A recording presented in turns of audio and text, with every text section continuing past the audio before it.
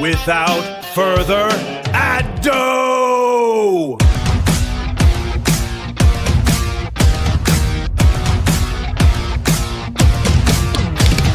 here's your host, Chuck and Mash. All right, here on May 2nd, Chuck and Mash show. Love the hat, by the way. Hell yeah. Talking without talking. Yeah, exactly. Got a lot to say. Yeah, and, what I noticed in, our subjects that we were talking about, beforehand actually touching on, we're barely even going to touch the surface, so I think the hat says enough. Mm-hmm. Here in West Texas, big thing that's going on right now is these data centers. It's a huge topic. It should be a topic, in my opinion. It's actually, infringing and, moving our way, as far as of how it's going to affect us. One of the big talking points is the Abilene data center. That's literally going to be one of the biggest ones. I know Amarillo said it's going to be one of the biggest ones. All of these west side of Texas areas just seem to be hammered with these things. But, there's a lot of argument whether it's going to be good or bad. You were telling me earlier, leading up to, everything of like they're actually starting to shoot commercials. Oh, yeah. Here's a good one for you. Our paychecks, our hospitals, our national security, all run through data centers. In Texas, they're doing more than keeping us connected. Data centers support high-paying jobs and pay billions in taxes, money that can lower your bills, make schools and roads better, and communities safer. And new technology means data centers consume minimal water, while funding new power generation for everyone. Data centers, built in Texas, for Texas. So I don't know about all that. I don't know about the, of course, the economic part for who. Maybe some of the people that are really monopolizing on this thing. One of the things that I wanted to bring up on that is I literally know someone that I used to work with, still in the same company that I am in, and they live in Abilene right now. They were talking about how they paid $1,200, $1,250, somewhere around that area for their rent. And they were talking about moving back over to like Sweetwater, Texas, which is, I think 40 minutes, 45 minutes down from where Abilene is,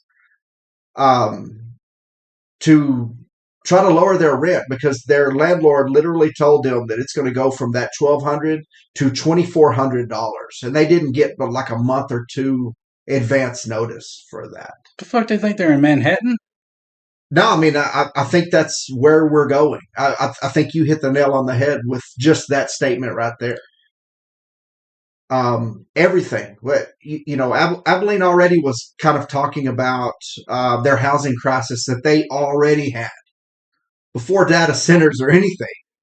I think they got a huge pipeline going through there. They've got, wind energy. We've got oil. I mean, we're West Texas, oil everywhere. They already had a housing crisis. And now, just the housing part, not even getting on every point that, that commercial that you put up, conveniently told. Just a straight up campaign ad with, it just seems like it was promising so much. And it seems like they're trying to make us think that, it's going to make unemployment zero, and there's only going to be a handful of people that actually work there. Maybe a technician, some security guards. That's going to be it.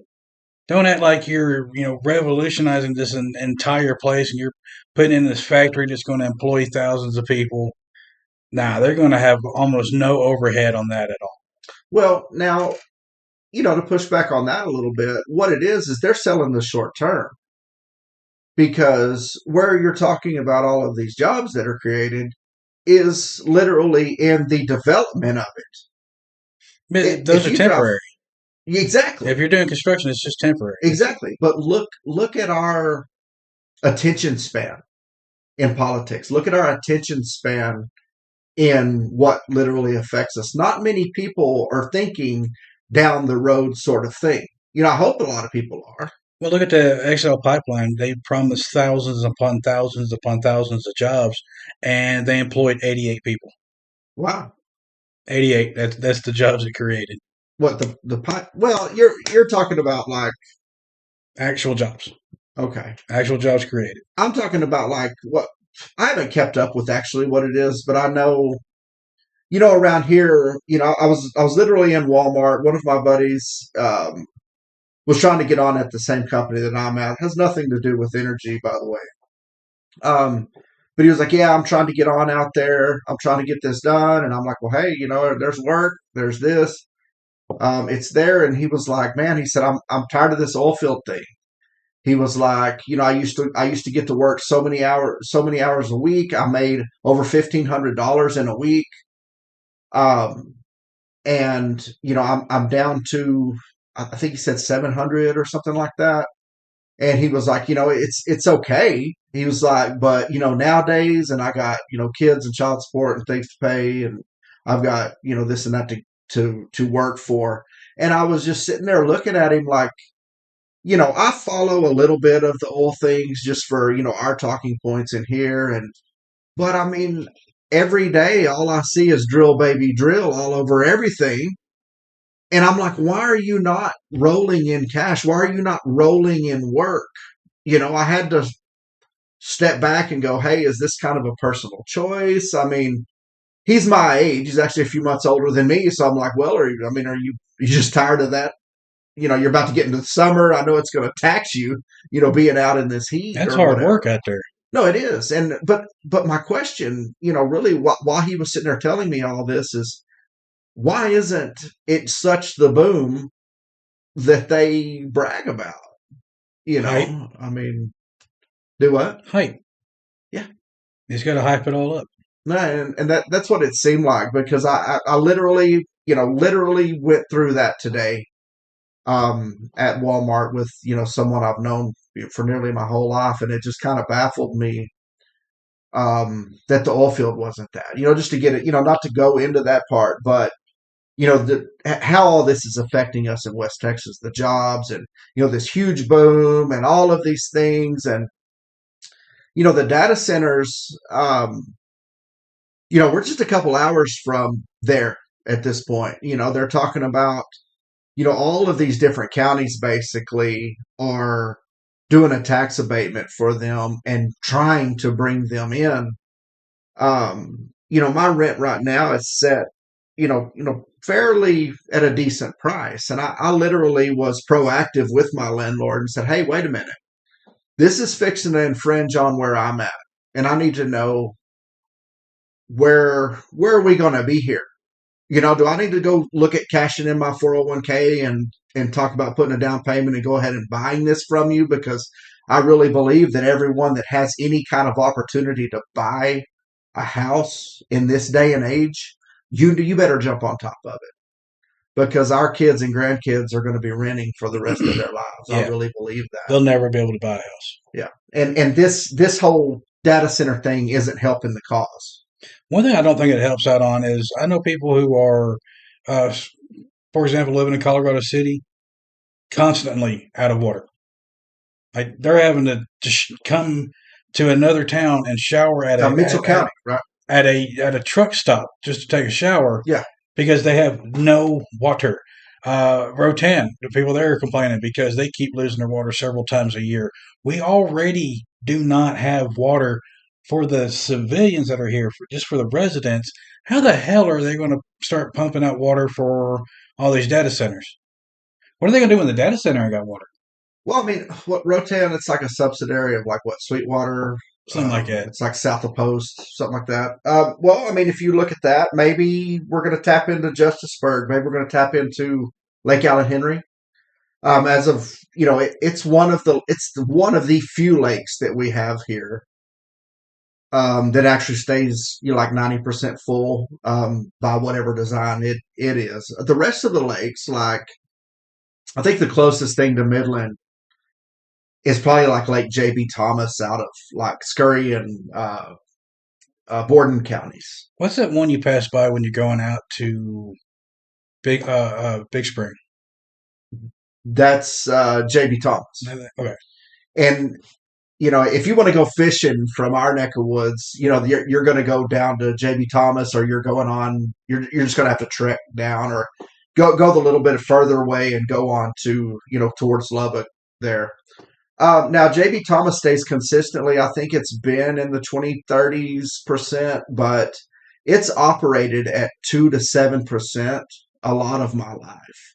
And you're talking about the municipal, that's CRMWD, the Municipal Water District, around, like Scurry, and, like Borden County, places like that. Mitchell County actually has 3 lakes right there.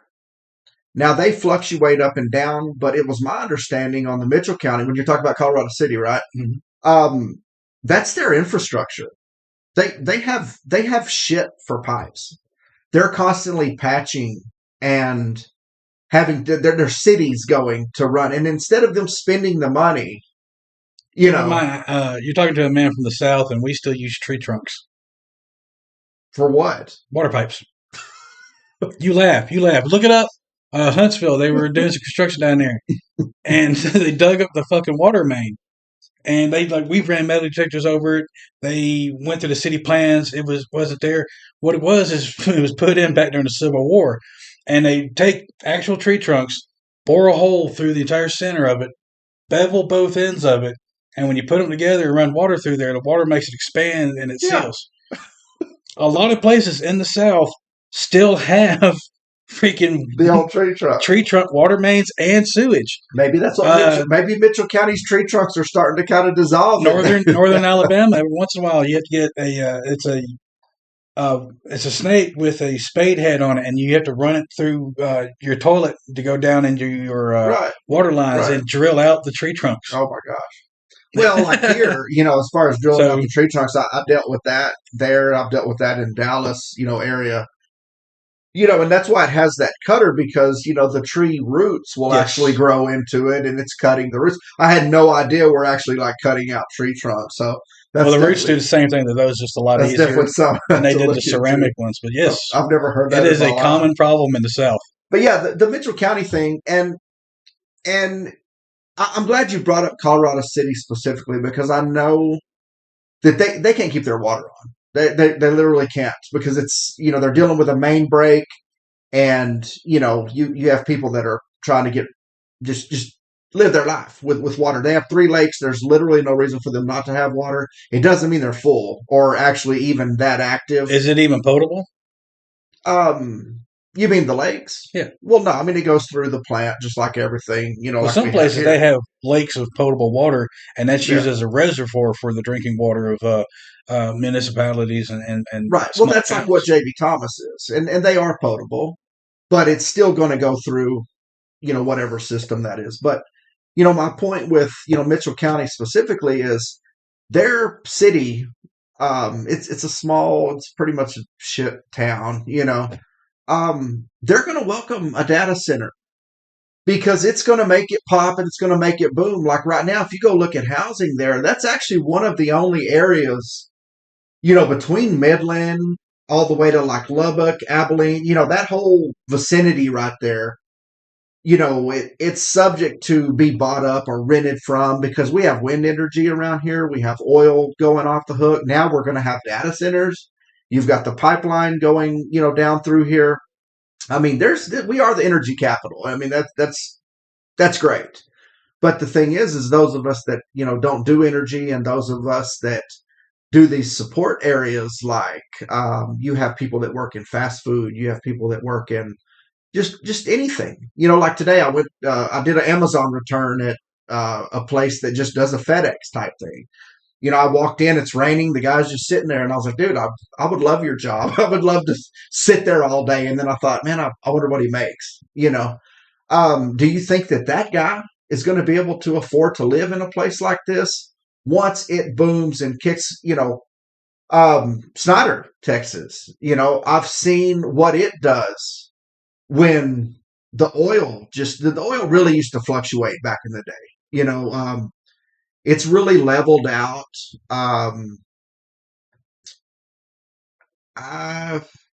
seemed like with Biden, there was a lot more level, stuff there. It wasn't this up and down because you had people that would jump into the oil field, and then next thing you look on Marketplace and there's all this fun stuff to start buying. There's four-wheelers, there's jet skis, and you're like, oh, look, the oil field's starting to go to shit. Yeah, put a note on that one. But, and not to go to that, but I'm talking about how West Texas, how historically we've had these booms and we've had this and the places like Scurry County, they kind of went up in their pricing and housing and things like that, and they held on to it. They stayed proud of it, and they start kind of just hitting with the taxes. Now, a place like Mitchell County, if you go look at like houses for sale there, they've always been very affordable. The rent's been very affordable, but you can find a lake house for damn near nothing up there because their lakes can't stay consistent. You're gonna buy a lake house that has like a dock, but the dock's literally like 400 yards from any type of water, and that would be one of the good ones.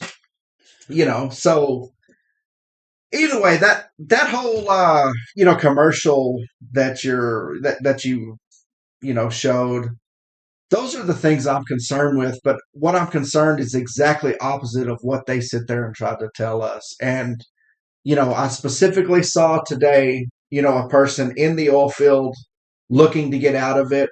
I specifically heard within the last 2 weeks, one of, my wife's cousins, literally cousins that works in the field that I'm in, wanting to run from Abilene because you're talking about an over 40%. I mean, no, that's damn near double her rent over this damn data center. We went to go eat the other day. Now, I'll give it that Abilene has got its own 5 o'clock traffic and things like that. But we tried to go to one Buffalo Wild Wings.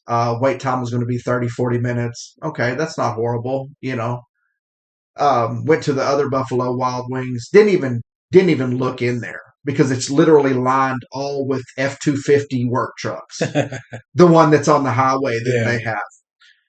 Ended up settling for a Chili's, which is not my favorite thing in the world. And it was still, a couple minutes wait. It wasn't a big deal. But, if you just go shopping there, go look there. They're right. I mean, this isn't a news thing. This isn't something somebody made up. It is overran with people. I mean, there's a crisis, and I don't even think we've actually seen the real crisis that's coming. No. One thing I did want to point out, because you're talking about the rent prices going through the roof. Look at your town. Just drive down the road. What are you seeing? You're seeing retail stores. Some of them are big box stores. Some of them are mom and pop little stores, furniture stores. You see these little restaurants. Some of them are, family-owned restaurants. Some of them are chain restaurants. Mm-hmm. Gas stations. Down the road, you got the hotels. Do you really think that the people who work in those places can afford $2,400 a month in rent? Yeah, that's exactly They have to live somewhere. Right. And a lot of folks, they want to sit there and say, well, get a different job. That job's not worth a livable wage anyway. Like, motherfucker, society can't operate without people doing all these jobs. Somebody has to do it. Right. Yeah. It has to be done, and it is work. I've done a lot of those jobs. It is work. It takes up your time. Right. And the town cannot function without these people. Well, maybe that can just be the second or third job that we're going to have to all have to actually make it in this bullshit that's coming. Yeah, no joke. I did want to transition into this. One of the old metrics on how to tell how the local economy is actually going, whether it's going good or going bad, one of the ways to actually tell how it's going is to drive down a residential neighborhood and count how many cars are for sale out front. Okay. I first heard about that when I was living in North Alabama, and it was around 2007, 2008 when I heard about this. And I remember it was 8.5 miles from where I lived to where I worked, and I would maybe see a vehicle for sale in somebody's lot. And at the peak of the financial crisis, dude, like every third house had a vehicle for sale. And one of the reasons why is when you've got money, you'll buy that toy. you will buy that flashy vehicle, because you buy something nice for yourself. Yeah. And when things are starting to get tight financially at home, one of the first things to go is the extra vehicle. People will get down, even if both parents are working, they'll get down to just one vehicle and share it, find some way Right. of both of them getting to work. But that was one of the old metrics, is to just count how many per house have vehicles for sale, as you pointed out with the Facebook Marketplace, with all the fun stuff and toys and Well, everything. that's exactly what I was going to counter with and tell you, the new age, the Yeah. 2026 version of the driving down Online. through the residential is hitting that marketplace. Because I love marketplace. I love scouring. You can find some cool stuff, and exactly what you're talking about right there with the used vehicles. And that I think that's the 2026 version of driving down through residential, because I'm not going to do that at all. But if I'm going to sell something, I'm damn sure going to put it on marketplace before I even throw a for sale sign, because that was our era Yeah, of that was our generation. that was our way of doing marketplace, it. back in the day. Nowadays, we got this fancy technology called the internet. Right, and it works so fast. So it's really great.